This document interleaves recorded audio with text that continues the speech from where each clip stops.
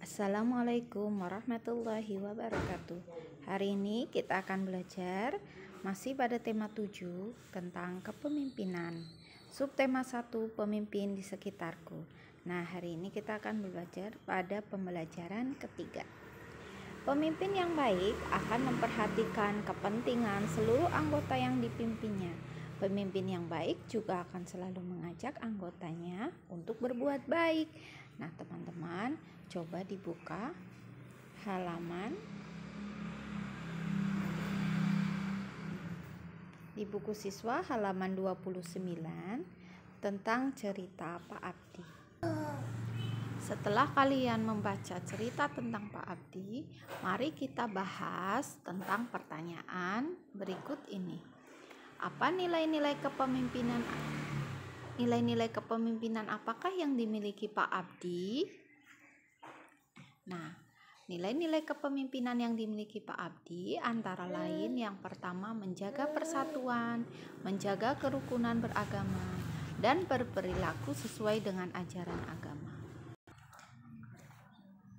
Yang kedua, manfaat apa yang diperoleh penduduk dari program atau kegiatan Pak Abdi?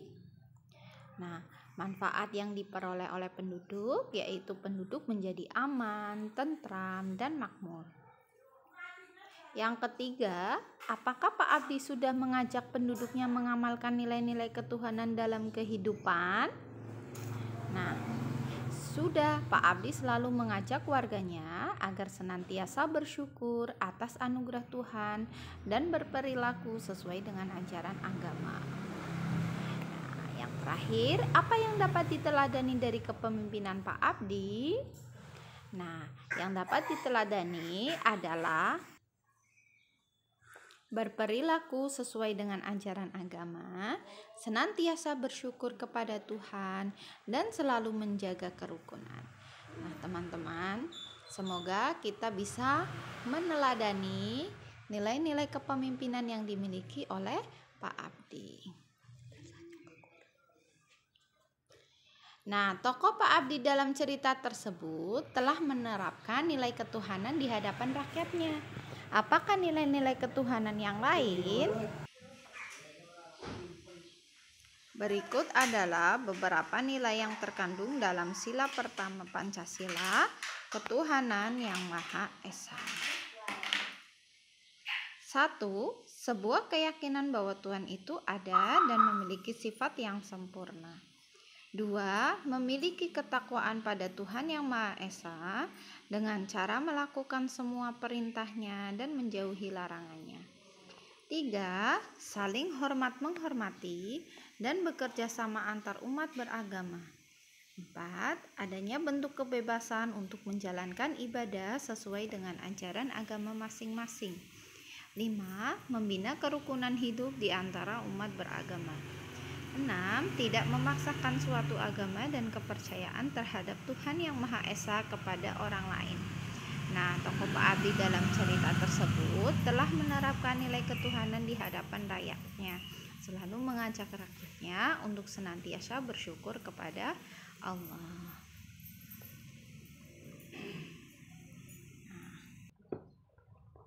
Sekarang coba teman-teman amati ya pada gambar berikut. Ini adalah peta kawasan Asia Tenggara. Nah, pada semester 1 kita sudah mempelajari tentang ASEAN. Nah, ASEAN ini berada di kawasan Asia Tenggara. Teman-teman coba perhatikan. Negara-negara apa saja yang tergabung dalam Asia Tenggara? Dan apakah semua negara-negara tersebut bergabung dalam ASEAN? Nah, negara Indonesia ini salah satu negara ASEAN. Negara Indonesia ini menjunjung tinggi nilai-nilai yang terkandung dalam Pancasila. Tentunya karena telah menjadi dasar negara. Nah, bangsa Indonesia juga merupakan bangsa yang memiliki kepedulian tinggi terhadap bangsa-bangsa lain di dunia ini. Kepedulian itu terwujud dalam bentuk kerjasama antara bangsa Indonesia dengan bangsa lain, seperti kerjasama dalam ASEAN.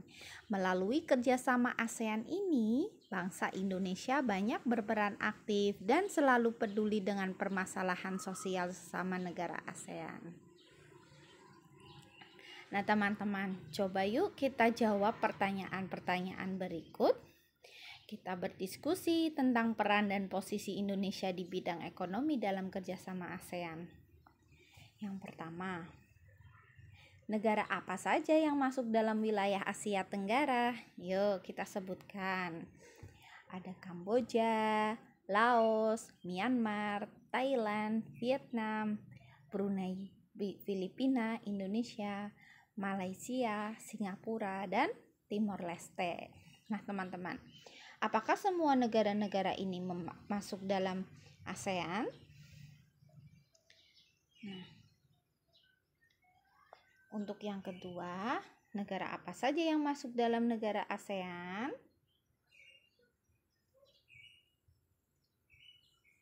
Yaitu Brunei, Filipina, Indonesia, Kamboja, Laos, Malaysia, Myanmar, Singapura, Thailand, Vietnam. Nah, teman-teman, negara apa yang tidak masuk dalam ASEAN? Ya, betul, adalah negara Timor Leste.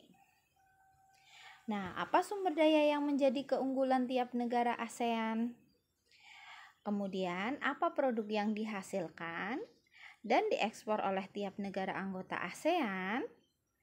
Kemudian, apa produk yang diimpor tiap negara ASEAN dari negara?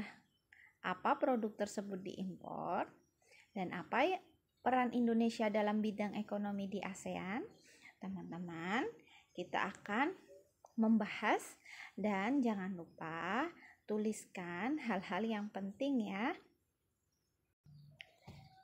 Yang pertama adalah sumber daya yang menjadi keunggulan tiap negara ASEAN.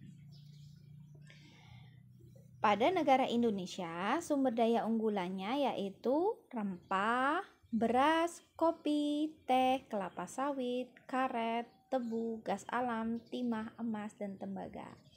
Kemudian, negara Malaysia memiliki sumber daya unggulan padi, karet, teh, kelapa sawit, minyak bumi, gas alam, timah, emas, dan bauksit. Nah, kemudian Brunei Darussalam, minyak bumi, gas alam, kelapa sawit, dan karet. Singapura itu negara yang tidak memiliki sumber daya unggulan karena Singapura itu negara yang sangat kecil.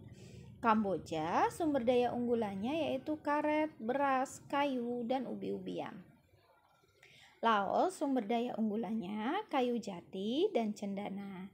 Myanmar sumber daya unggulannya tembaga, emas, timah, seng, perak, batu permata, gas alam, nikel, beras, kacang-kacangan, dan karet.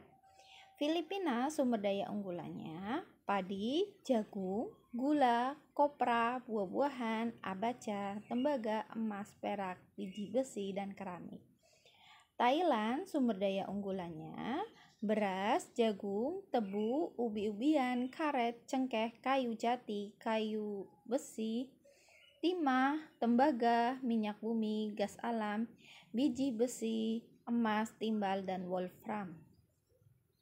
Vietnam sumber daya unggulannya beras, karet, kedelai, kopi, teh, minyak bumi, dan batu bara. Nah, teman-teman, dari sumber daya yang menjadi keunggulan tiap negara ASEAN, ada beberapa negara ya yang memiliki sumber daya alam yang sama, sumber daya unggulan yang sama. Ada juga beberapa negara yang tidak memiliki sumber daya unggulan yang dimiliki oleh negara lain. Karena itu, perlu adanya kerja sama. Dalam pengolahan pun biasanya mereka melakukan kerjasama supaya hasil produksinya semakin bagus ya kualitasnya dan bisa diekspor ke negara-negara lain selain di kawasan Asia Tenggara. Nah, kemudian ada produk yang dihasilkan dan diekspor oleh tiap negara anggota ASEAN. Kemudian ada juga barang-barang yang diimpor oleh negara tersebut. Contohnya, Indonesia barang yang diekspor adalah minyak bumi, karet, teh. Nah, minyak bumi ini masih dalam bentuk minyak mentah, kemudian diolah oleh negara yang lain.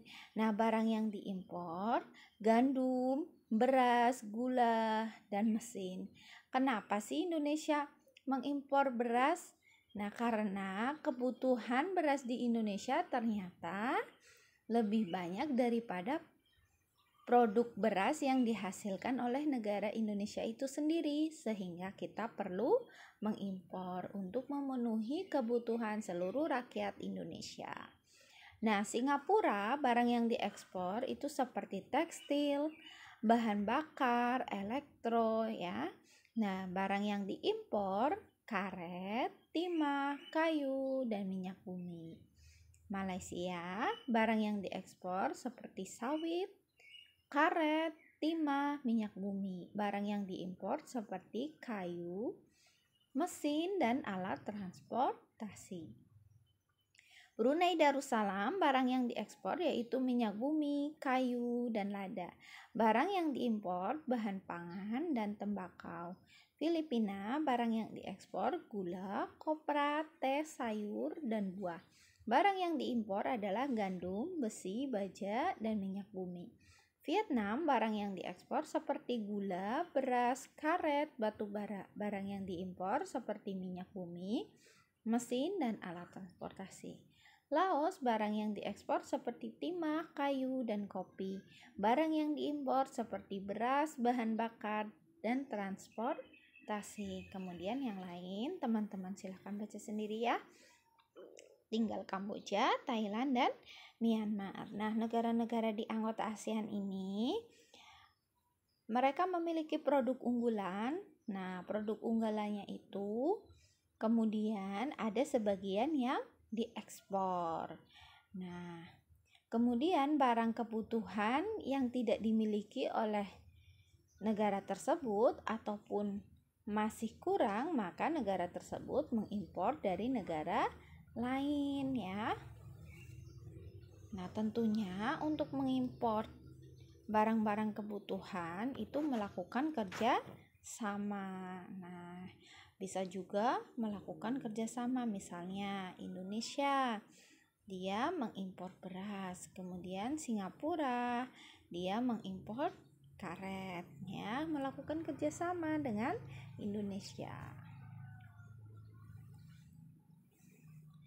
Karena negara Singapura ini negara yang dia pandai mengolah ya, punya barang-barang seperti elektro. Nah, Indonesia ini bisa jadi dia mengimpor barang elektronik dari Singapura karena Singapura itu mengekspor barang elektronik. Apa sih peran Indonesia dalam bidang ekonomi di ASEAN? Yang pertama, mendukung terbentuknya masyarakat ekonomi ASEAN. Yang kedua, ikut serta berperan dalam lumbung padi di ASEAN. Kemudian, ikut serta dalam melakukan kerjasama di sektor industri, salah satunya ASEAN Aceh Fertilizer Project. Indonesia sebagai salah satu pelopor dan pendiri organisasi kerjasama ekonomi antar negara, tuan rumah KTT ASEAN, dan berperan aktif dalam AFTA atau kerjasama dalam perdagangan ya, perdagangan bebas. Nah, teman-teman, yang terakhir kita akan membahas tentang unsur-unsur yang harus ada dalam suatu pidato.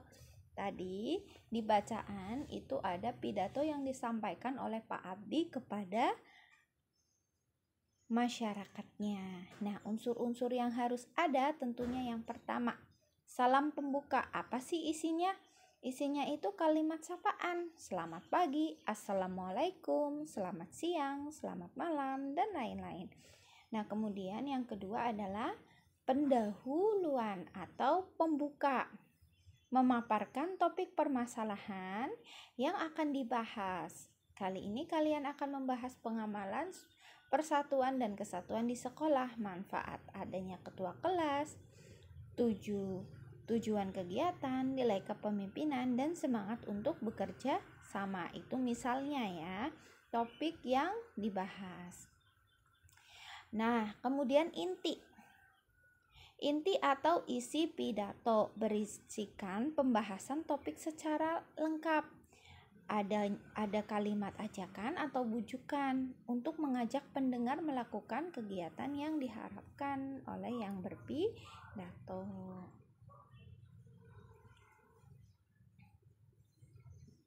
Nah, kemudian pada penutup itu disampaikan rangkuman atau intisari topik yang telah disampaikan. Penutup pidato juga terkadang menyampaikan harapan, ya, harapan dari yang berpidato. Nah, kemudian yang terakhir adalah salam penutup, berisikan kalimat salam penutup seperti ucapan terima kasih, kemudian memberikan salam. Nah, demikian pembahasan dari Ustazah pada pembelajaran 3. Teman-teman mohon dipelajari tentang sejarah ASEAN ya, karena sejarah ASEAN ini materinya cukup sangat banyak. Jadi secara pelan-pelan teman-teman pelajari tiap bidangnya. Nah, wassalamualaikum warahmatullahi wabarakatuh.